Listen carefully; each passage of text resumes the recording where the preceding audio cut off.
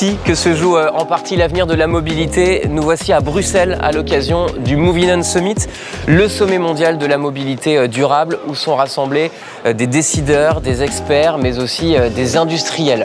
L'occasion de se pencher sur un sujet majeur, la voiture autonome. Attention, rien à voir avec ce que vous pouvez imaginer. D'ailleurs ici, on parle plutôt de navettes automatisées. Venez avec moi, je vais tout vous expliquer.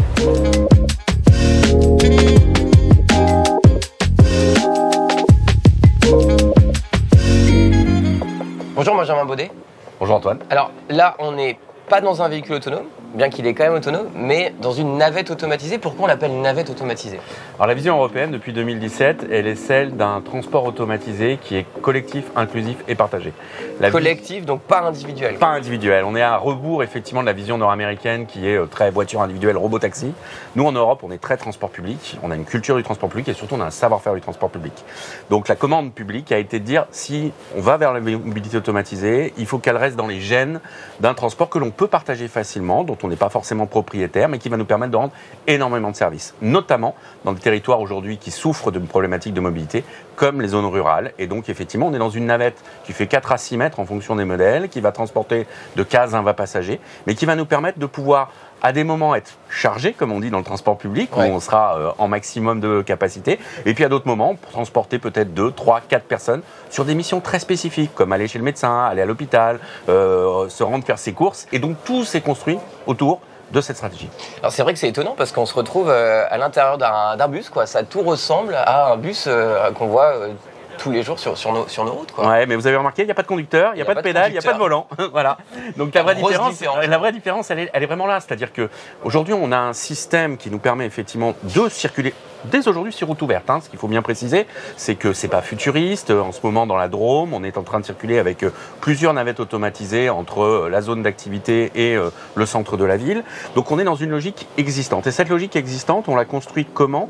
On l'a construit par un principe de j'apprends mon parcours avant de l'opérer, et une fois que je pars en opération avec des passagers à bord, je ne fais que comparer ce que j'ai appris avec ce que je vois. Okay. Et c'est ça qui nous donne la sécurité, qui nous donne la garantie de pouvoir effectivement avoir un système fonctionnel dès aujourd'hui. Mais on restera toujours dans cet ADN public et plutôt effectivement rural et périurbain.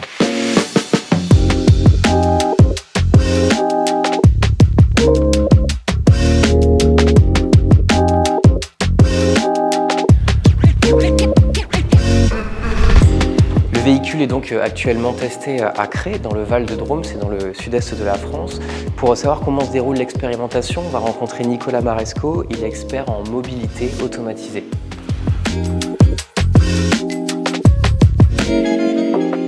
La navette automatisée est expérimentée aujourd'hui dans le sud-est de la France, dans le Val de Drôme. Expérimentation qui fonctionne. Pourquoi et est-ce que vous pouvez nous en dire un peu plus? Un exemple. Vous avez 3 personnes âgées. Malheureusement, à l'époque, ce sont leurs maris qui conduisaient.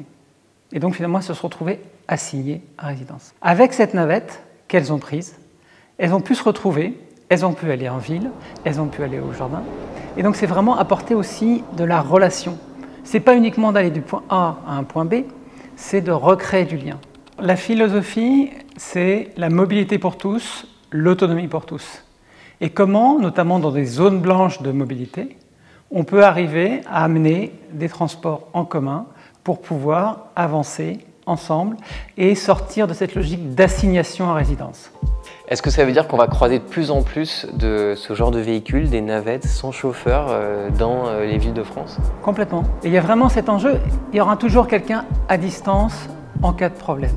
Il y aura toujours quelqu'un. En revanche, ça permettra de gérer plus de navettes et d'apporter des solutions là où c'est le plus utile.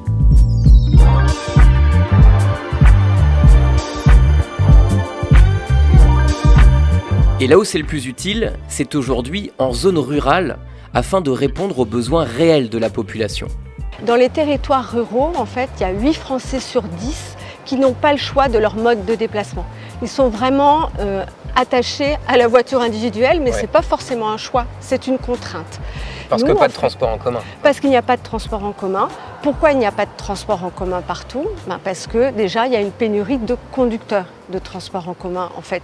Là, par exemple, à la rentrée scolaire, il manquait 3000 chauffeurs pour accompagner les enfants dans le cadre des transports scolaires. Donc, il y a vraiment une pénurie de chauffeurs. Donc, avec la navette automatisée, où vous n'avez pas de conducteur à bord, en fait, on permet de remettre de la mobilité là où il n'y en a plus, dans les territoires ruraux, où il manque des transports en commun. Pourquoi la Massif a décidé de s'associer, d'être partie prenante de ce projet-là, de cette innovation-là? Là, vous savez, la Massif, c'est le premier assureur auto en France. Donc, on ne peut que suivre de très près les évolutions de la mobilité. Donc, on travaille beaucoup sur les solutions de mobilité de demain, comme le covoiturage, l'autopartage. Et on s'est dit qu'il fallait aussi utiliser les progrès technologiques, les progrès liés à l'automatisation des véhicules, pour aider les personnes à retrouver de la mobilité là où elle fait défaut, notamment dans les territoires ruraux. Donc, la Massif, un acteur seul ne peut pas résoudre tous ces problèmes-là. Donc nous nous sommes associés au sein d'une communauté d'intérêt autour du véhicule automatisé avec 12 autres partenaires dans le cadre de Moving On. Et ensemble, en co-innovation, nous avons travaillé, réfléchi sur ce modèle de mobilité automatisée partagée pour en arriver jusqu'au concept de la navette automatisée dans les territoires ruraux.